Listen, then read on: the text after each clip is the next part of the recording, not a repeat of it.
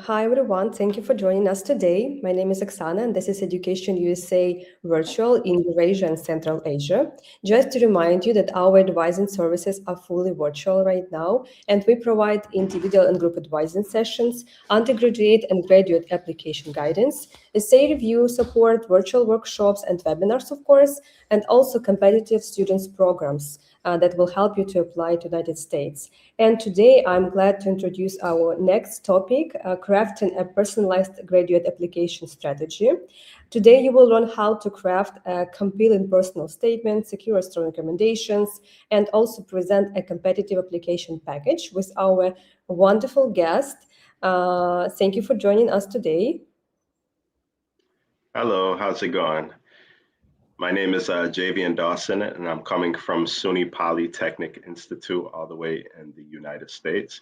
And I have a couple of presentations that I do want to share, basically from my experience in helping students in crafting a resume, more so an application to study in the US. So a little bit about myself. I've been doing admissions for over 8 years now. In the state of New York. So I'm actually coming from SUNY Polytechnic Institute, which is one of the largest comprehensive university system in all of America. And I'll get into that a little bit. But I'm also a DSO as well. So for the most part, I do have a couple of points that I want to talk about in terms of like preparing an application. And one thing I do want to mention is when you are considering studying anywhere in the world, you definitely want to do your research. And one thing about the United States of America, we have over 4,000 or 5,000 colleges and universities. So all of these things have to be considered when you are actually preparing an application and all your credentials and stuff like that. So one big thing about SUNY Poly, so you're going to want to definitely consider your program match. So there's a difference between STEM and non-STEM majors, which I'll talk about in a minute, but you're going to want to do your research. Also assess your background. If you're coming from an undergraduate background, you want to make sure that you have the prerequisites that are required. Then once you do all of that and you do your research, you're going to want to prepare your profile. So one of the biggest things you're going to want to consider is your English proficiency. Majority of the colleges and universities in the United States are going to require some type of English proficiency recommendation. They're going to have a checklist of items. So you're going to want to consider what these checklist items are. You're going to want to definitely prepare them.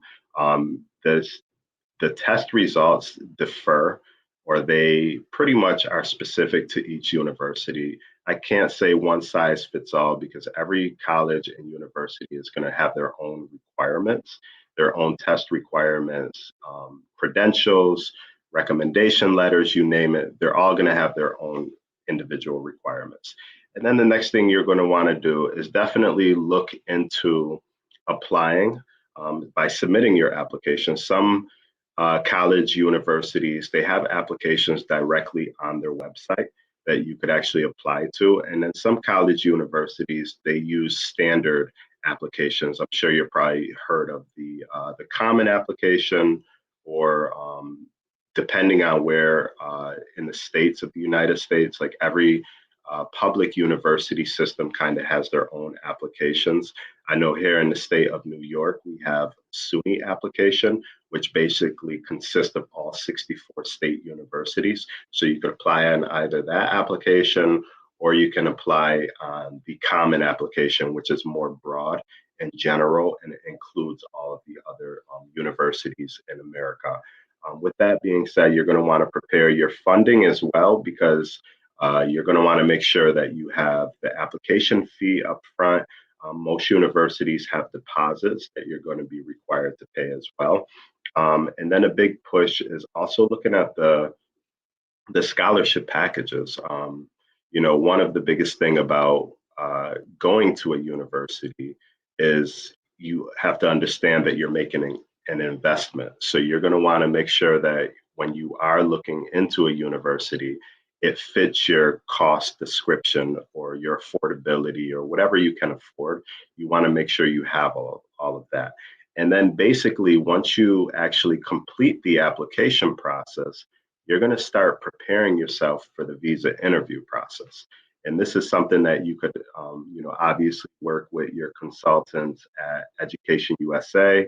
Most college universities would have their own team that is available outside of admissions. You also have like an international student service team, and they'll be the ones typically providing best practices, best tips and preparation strategies for getting your visas. But you want to make sure a university has all of that available.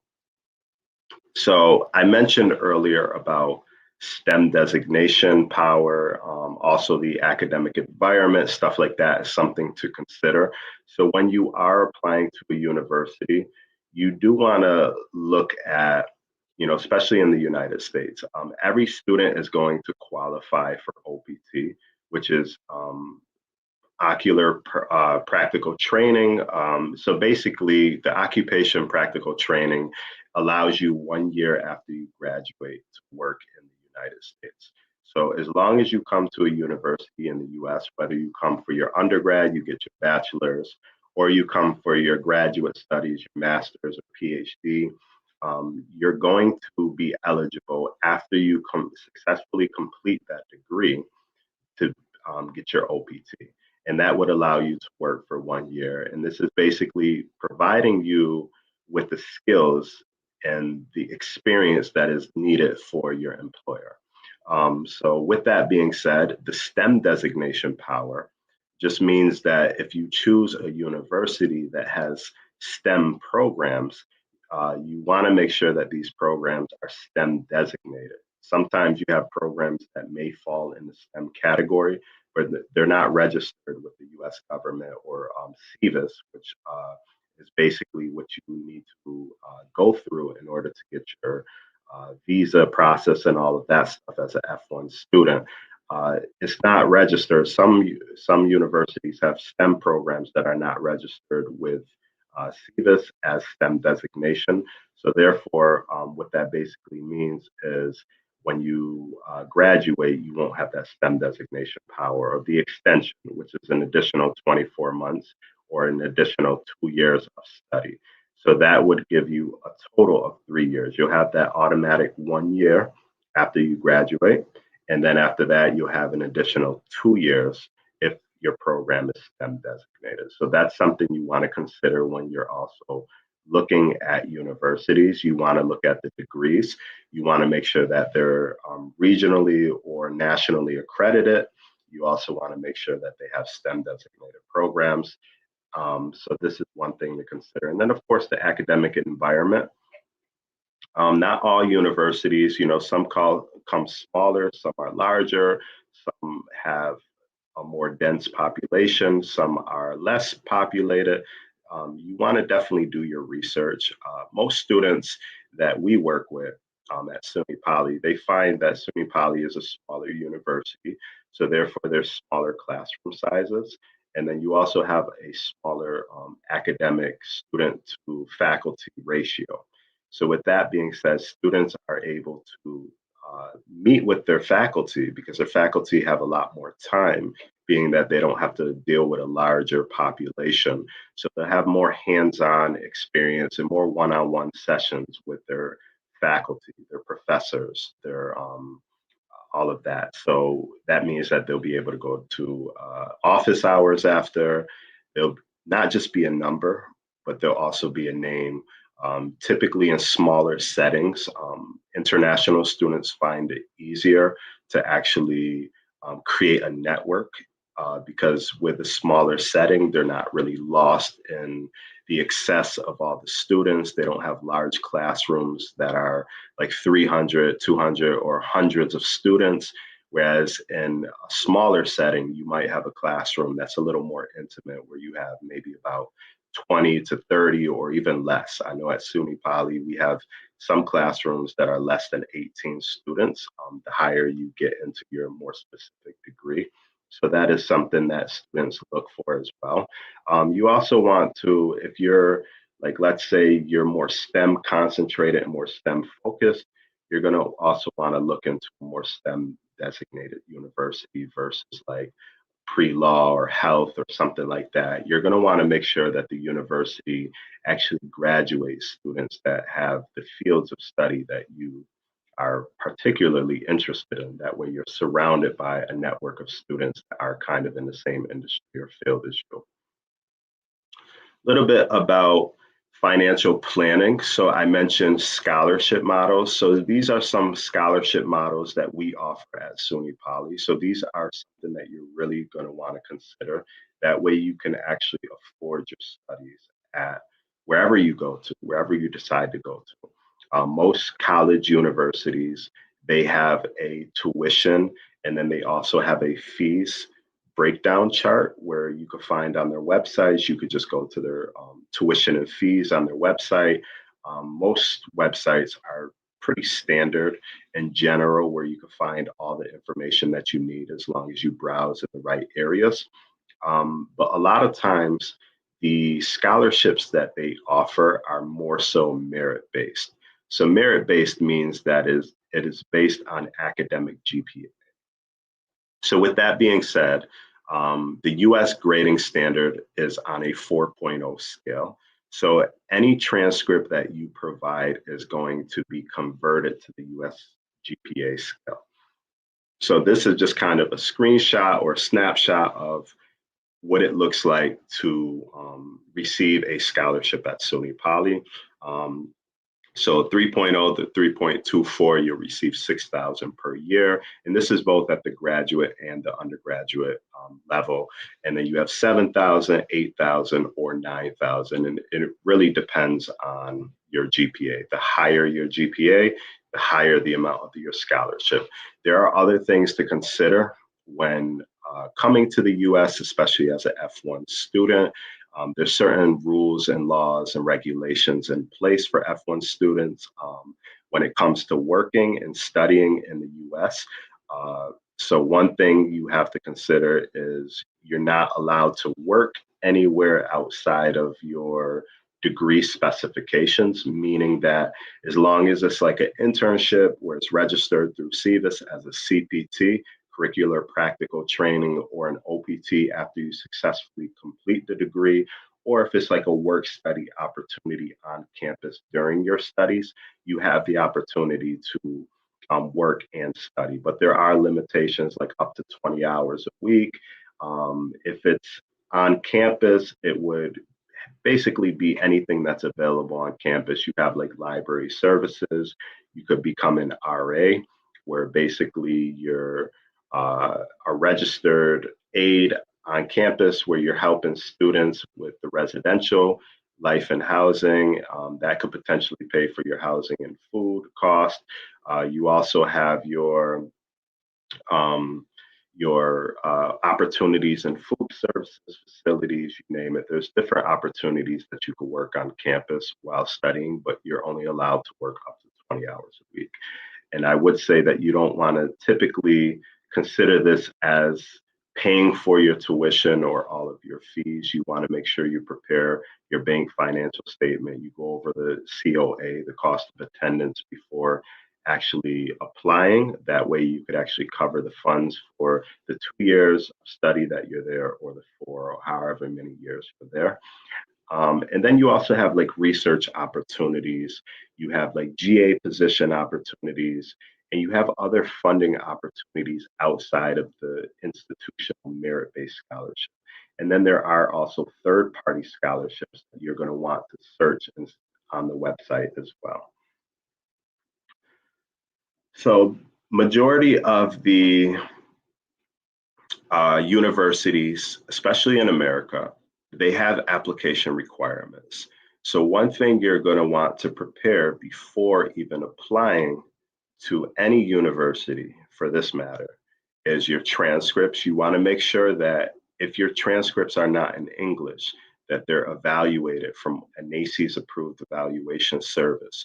You're also want to make sure that you fit the criteria. There's certain GPA requirements.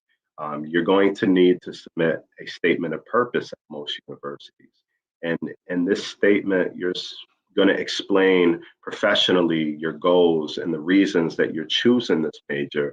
And also, if you have any intent to research, this is great to include in the statement of purpose. That way, faculty, when it goes to them for faculty review, they're able to look at it and they could easily figure out where you'll fit on campus in terms of research opportunities or maybe GA or something like that. A lot of times, university is going to want a resume. So, coming as a graduate student, you're going to want to make sure you have a strong resume that's explaining or reflecting your academic background.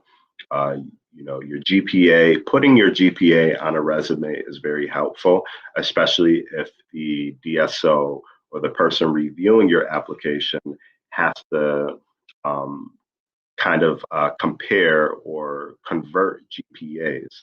This is pretty helpful to understand like what GPA in your country is to US standard. Also, you're going to want some references. You're going to want to make sure that you gather all your references, keep this in mind before you even complete the application. And then your language skills. You're going to want to go ahead and go for your IELTS, TOEFL, or Duo. These are the three common ones, but you want to check the university's website to make sure or see what other type of English proficiency requirements. Some universities don't accept every English proficiency. So you want to make sure that that university accepts it before even applying if you have taken that English proficiency to make sure that you meet their standards. Another big thing is you're going to want to look at the university to make sure and see if they require outside of the English proficiency any other standardized testing. You have some graduate programs they require, depending on what you're going for. If it's medical, it could be like the MCAT. If it's something more in the law, the LSAT. If you're looking for something more general, the GRE, or if you're coming as an undergraduate student, SAT, ACTs, all of that standardized testing, you're going to want to make sure you study the university website requirements. And this is all available typically on their admissions page. And make sure and see if they have any English proficiency or any other standardized test requirements before even applying. That way you can make sure you meet that criteria. I will say that SUNY Poly is test optional outside of the English proficiency. We only require that, but any other standardized testing, we are test optional. And when it comes to evaluation of academic transcripts, as long as it's in English, we will accept the official copy of that. We wouldn't need a necessary evaluation unless you're coming as a transfer student. Then we would need a NACCES approved evaluation of your transcript. So you also want to do a background check in the program that you are going for, especially when it compares to the job market, because one of the biggest thing about your investment at SUNY Poly or any other university that you study for post-graduation of high school or undergraduate studies is you're definitely going to want to make sure you're preparing yourself for a job opportunity, or maybe you're more entrepreneurial where you want to start your own business and stuff like that, and you want to better equip yourself with the skills and the experiences that you need in order to be successful in that venture. One of the big programs that we offer at SUNY Poly out of the graduate programs, we offer four. We offer data science, computer science, cybersecurity, and also civil engineering. Currently, these are the four graduate programs that we offer. But data science and analytics is pretty prominent right now with everything pushing more towards AI and stuff like that. So you definitely want to do a case study and figure out what programs are more in demand. That way you have a better yield or return on your investment. This is something you're also going to want to consider. And then just maintaining a collaboration or getting to know the DSO, which is a designated school official. I happen to be one of the DSOs on the the campus at SUNY Poly. So just getting to know the DSO or the admission advisor or the admission counselor or the person that is reviewing your application, pretty much walking you through the application process, creating a partnership or a relationship with that individual would be helpful, especially when it comes to the application process. There are a lot of schools that are um, very competitive, where in order to get into the university, you would have to pretty much meet a lot of eligibility requirements. And then on top of that, if you have two of the same application that reflect very similar academic profiles and backgrounds and stuff like that, and it is a competitive program where they're only allowing maybe like 50 students in that program, you're going to want to make sure you stand out. And ways that you could do that is through like uh, extracurricular activities that you're doing, and also developing that relationship with the DSO or the admission advisor who is reviewing your application. That way you can reach out to them, and if they know you by name and you have a strong partnership with that individual, it would be helpful for you when it comes to the application process, especially if there's hundreds and thousands of applicants and you want your name to stand out over the other thousand or hundreds of applicants. That would be very helpful. So after you go through the admission process, one thing you want to keep in the back of your mind is the visa process, because this is very important. Let's say you do get accepted to the university of your dream, and now the biggest barrier between you and studying at that university would be to obtain your F1 visa. So, in order to obtain that, you're going to need a couple of things from the university. In particular, one of the things you're going to need is obviously the acceptance letter. Sometimes you need sometimes students request invitation letters. I'm not really sure by data if that's really helpful or if the embassies actually take that into consideration. But for the most part, you're going to want all your documents from the university. And one of these documents is your I-20. In order to receive this I-20, you have to also prepare your mind for paying the expenses that is appropriate. Some universities have I-20 fees. Some universities only have a deposit. So after you get accepted into the university, in order to confirm your enrollment, you have to pay the enrollment deposit. Here at SUNY Poly, that enrollment deposit is only $250. This is US dollars. This is not an additional fee. This is more so a placeholder that is credited back to your account once you actually, once you actually go through the matriculation process and you finalize everything, and you actually receive your bill that is generated for that semester or that term, then you will see the $250 deposit credited back to your overall balance. Some universities don't do that. It's more of a fee that you have to pay that is non-refundable. You have to make sure you find that out before committing to a university. Some universities refund it if your visa was denied, as long as you provide ample amount of proof that your visa was denied or rejected, or maybe within 30 days you decided to change your mind and now you no longer want to study in the US. As long as you are communicating with your admission advisor, your DSO, through that admission process, that would determine whether or not you will get the refund for the deposit. But pretty much another thing for receiving the I-20 is you're going to need bank and financial statements. Every university will list the amount that is required for the I-20 on the bank and the financial statements.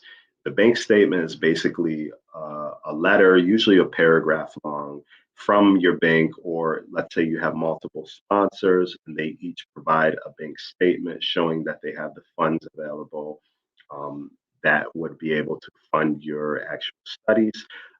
That all adds up to the I-20 amount that is required. So And then you would also have the financial statement, which is pretty much kind of like a cover letter to the bank statement, just kind of like explaining like all your individual sponsors listed on it. That way, if you had like multiple sponsors from family members, stuff like that, then it'll all be listed um, on the actual financial statement. And then paying the SEVIS fee, you want to prepare yourself. It's typically, I don't know I think it's 350 US dollars. This is definitely bound to change, but this is the federal government of the US, where no universities have control of the SEVIS fee and the fees that are required for the actual application to the visa and the visa appointments. So these are additional fees, but you're also going to want to submit your DS-160. The DS-160 is pretty much an application to your visa. And in order to be successful, I mean, there are times where students falsify some information. You want to make sure you complete this as honest as possible and as accurate as possible. Make sure if you're using your names and all of that, or names of sponsors or family members or friends or anything like that, you use the name that is listed on their passports. And you also alert them if you are using any references. That way they are aware. So that's pretty much the basic steps. And then after that, you're going to go for your visa interview. And pretty much these are some tips and tricks or best practices that Education USA could actually help you with a lot more. But these are things to kind of keep in your mind when you are preparing for study in the US and also for your application and all of that stuff. Let me see. So yeah, I basically mentioned all of these. If you want, you can take a screenshot of this. This is kind of breaking down OPT, CPT, and also STEM OPT extension and stuff like that. And that's also the president of SUNY Poly right there. Great, thank you so much. Should we switch to the second presentation? Sure, we can. So yes, please, let's switch to that. So this one is a little more specific to SUNY Poly. I just wanted to kind of give an overview of some of SUNY Poly's requirements and stuff like that. I hear Polytechnic outside of the US is considered like a trade school, but here at SUNY Poly, Polytechnic is actually our way of saying that we provide applied learning. So not only are you going to get theory, but you're also going to get the practice that you need. We have labs on our campus. We have research labs. We have 14 research labs for students to conduct research as early as the first semester. We also have job opportunities, and we have so many hands-on labs on our campus that would better prepare you for the skill sets that you need upon graduating from SUNY Poly. Let me see. This is loading. Little bit about our location. So I mentioned that we are in the state of New York. New York is a large state. You have quite some ground to cover, but every time people hear New York, they think of New York City. So we're smack dab center in the state of New York. And one thing about SUNY, SUNY, State University of New York, it's the largest comprehensive public university system in all of America. Every state, California, Connecticut, Pennsylvania, Vermont, Massachusetts, you name it, they all have their own public university or state university system. We happen to be the State University System of New York, and we offer 64 independent universities within the umbrella of SUNY. So we are about 4 hours away from New York City in terms of driving. And then if you decided to fly, it'll be probably like an hour or so. Let's see. So here are the programs that we offer. So these are all the F1 visa eligible programs. We have 4 colleges: College of Health Sciences, College of Business, College of Art Sciences. Then our largest college is the College of Engineering. And then we also have 4 master's programs: data science, civil engineering, computer science, cybersecurity. And these undergraduate programs are bachelor's programs that we offer. So One of our largest programs that we offer, I would say, is our data science at the graduate level. And then at the undergrad level, I would say computer science. And then second to that would probably be our mechanical engineering. We have pre-law and pre-health opportunities as well. We offer merit-based scholarships at every level. One thing is the undergraduate scholarship, you receive that per year, whereas the graduate scholarship, it is a 2-year program where you'll receive either 5, 6, 7, 8, or 9,000, depending on your academic GPA coming at the undergrad level. And then there are also job opportunities on campus. There's research opportunities and all of that that you can indulge in. We prepare students for the high earning industries. I mentioned the labs that we have on campus. So this is anywhere from advanced manufacturing to AI machine learning, even social work, pre-law opportunities, healthcare opportunities, finance, and of course, engineering. We have a lot of companies that we partner with, and our faculty, getting to know them and doing your research and actually reaching out to them prior to even applying is helpful. That way you could actually get some industry insight on what partnerships we have. And then I mentioned we have research opportunities. So not only do you have the opportunities with the merit-based scholarship and the third-party funding opportunities, but you also have the research opportunities that we have on our campus. And we have a lot of industries. These are hands-on, these are cross-disciplinary, and they're also not only theoretical, but also applied.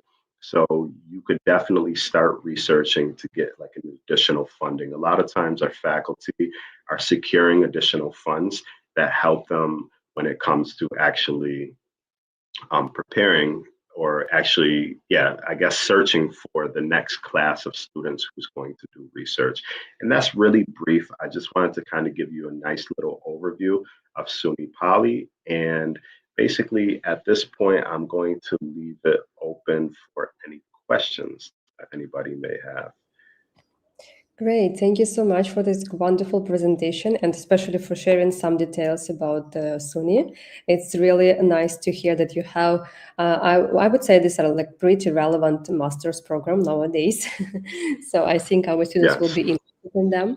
Yeah, so we do have some questions. I think I will start from the chat, and everyone who is still here with us, you're welcome to ask your questions. We also have some questions from participants who registered in advance, so they dropped out some questions before the webinar, so I will also proceed with them. So let's maybe just move to this question slide like this. Great. Okay, so let's start with the question from the chat. You can also see it on the screen. Maybe you, not they, can you consider students whose GPA is lower than 3.0, but with strong professional profile with internships and programs? So so this is one of the things that can be considered, but it is on a case-by-case basis. Typically, majority of the graduate programs, their minimum GPA requirement is a 3.0 or higher, but there are some exceptions. And this is basically where the resume will come in handy, and also the cover letters and the personal statement. So the personal statement and also the letters of recommendation.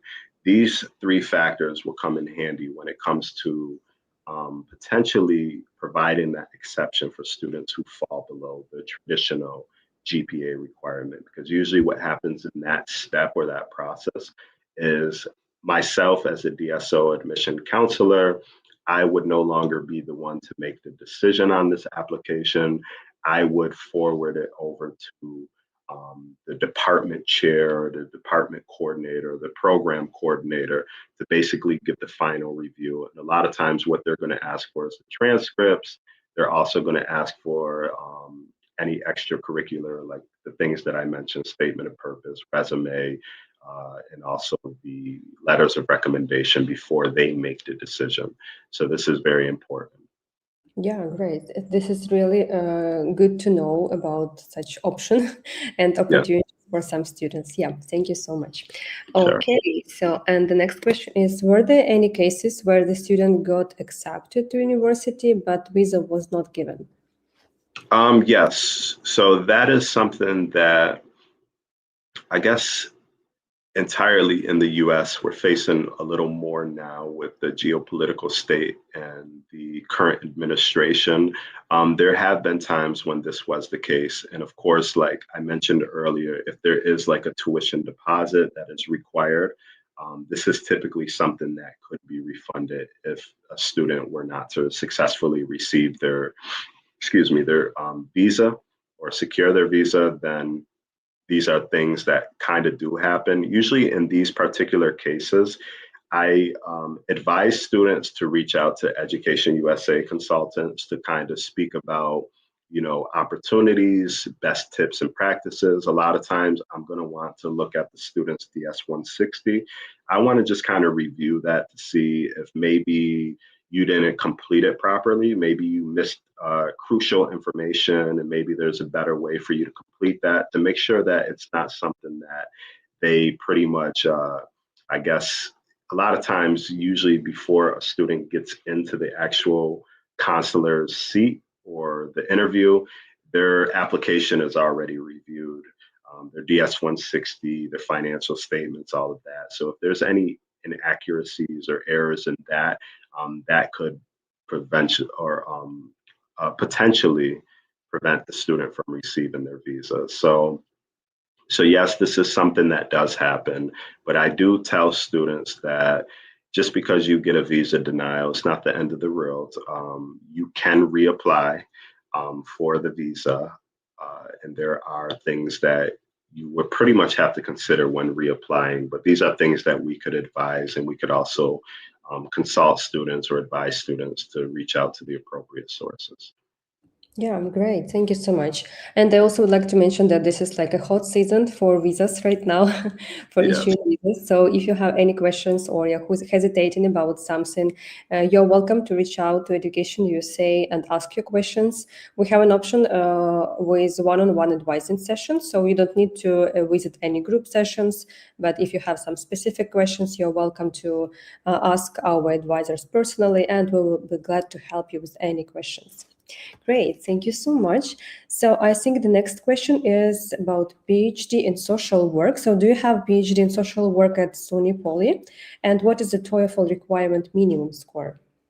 Yeah, so I'll start with the TOEFL minimum requirement. That would be 79 across the all of the programs that we offer here at SUNY Poly. As far as PhD in social work, currently we do not have PhD in social work. We do have some programs that are 100% online, and that means that it just doesn't fit the criteria to be F1 visa eligible. So if you wanted to stay in your country and browse our website to find out the online programs that we offer, you could apply to some of our online programs. As far as social work, we don't particularly have that program. I do know we have like a IDT program. We have like a nurse practitioner and psychiatric mental health profession program and stuff like that. But social work, we don't particularly have. We Mhm. just have our master's program, the civil engineering, computer science, cybersecurity, and data science analytics. And they're actually talking about getting a data science analytics Mhm. PhD program. That should be very soon.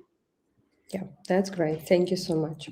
Yeah. Do you accept students with the best GPA score, but who haven't taken IELTS, TOEFL, SAT? So, in particularly, most universities in the United States are going to require an English proficiency. And with that being said, I mean, it is pretty much required as well. Even if you have a great GPA, because that GPA could have been in your language or it could have been in another language that's not English. So we need to make sure that you actually are able to actually comprehend. We don't want to set you up. You want to make sure that you can actually speak English, you can actually write, read, comprehend it, and all of that stuff. That way, you're best prepared. So having English proficiency is definitely something that is required. There are times where maybe there are exceptions. Like let's say you went to an English speaking country for your undergrad. such as the UK or somewhere else. These are exceptions to that rule. Or maybe you're already in the US and you've went to a US university. So again, that's an exception to the rule. Or maybe your instruction or your medium of instruction was in English. These are things to consider, but of course that would be a case by case basis. And the general rule is that you would need an English proficiency requirement. Yeah, great. Thank you so much. Sure. Okay, so and we do have a couple of questions from registered participants, and I will start with maybe such interesting question is how to demonstrate your values that go along with university values. Yes. So I'm sorry, can you repeat the last part of that? Yeah, how to demonstrate personal values that go along with university values? Like, what is the best way to do it to show that you support these values of the university as well?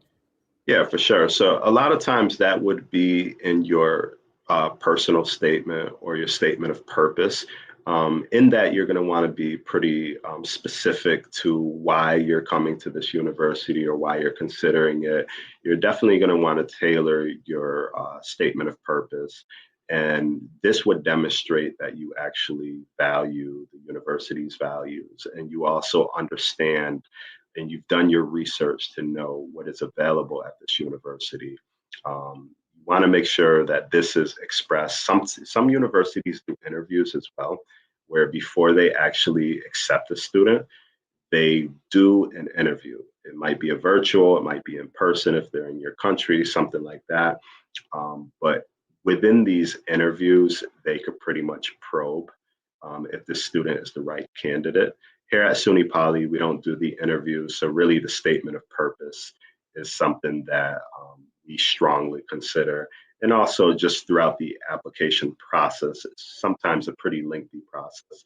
So I would be able to have those one-on-one sessions with you and kind of get to know you a lot better. Yeah, that's great. Thank you so much. Yeah. Okay, I think we have the last question, and this is about recommendations. Is it Yes. necessary to have recommendations from prestigious STEM professor if I have STEM-related major? Yeah, so recommendation letters, I would advise that they do come from your professors. That way they could speak on your academic performance, or also if you are working in an industry currently in a career, having like a supervisor or manager actually provide an actual letter of recommendation. That's pretty helpful because the recommendations letters, they have to be professional source. They can't be personal, like family member or something like that. They would have to be professional. Great. Thank you so much. I think Sure. that's it. Yeah, it was very nice to see all the slides that you have presented today. And thank you so much for such detailed steps of like application strategy. I think it was pretty helpful for our students to define what they should do and where they should start actually the application process. Thank you so much for joining us today. And thanks everyone for being with us today. We will be glad to see you also during our next webinars. Yes, for sure. Thank you, everybody. And if you have to reach out or you want to reach out to me, my contact information is on the screen. Feel free to screenshot that and copy that information. And this was great. Thank you all for having me. Thank you, Education USA. And I'm sure it's evening time right now. So Yeah. have a great evening. Is there another question that popped up? Yeah, I think yes, this is about extracurricular activities.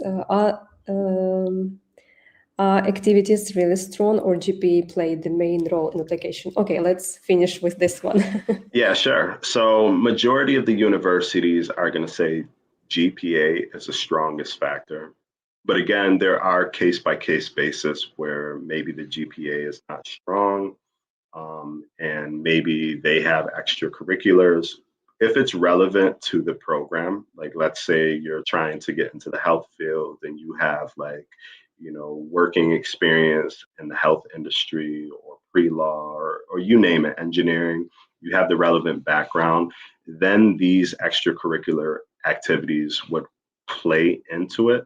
And also when you're talking about like sports or clubs or anything like that, this is this is definitely going to show that, sports is going to show that you have great structure.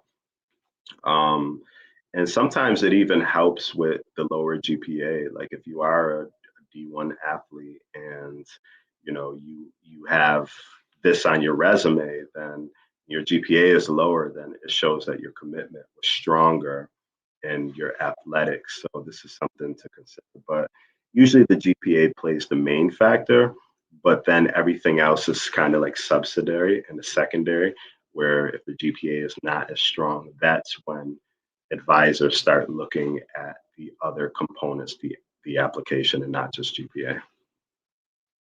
Great. Yeah, so thank you so much. And thanks again, everyone, for joining us today. If you have any questions, please reach out to Education USA Virtual, and we'll be glad to help you with any question. Thank you so much, and see you. Take care, everyone. Bye-bye.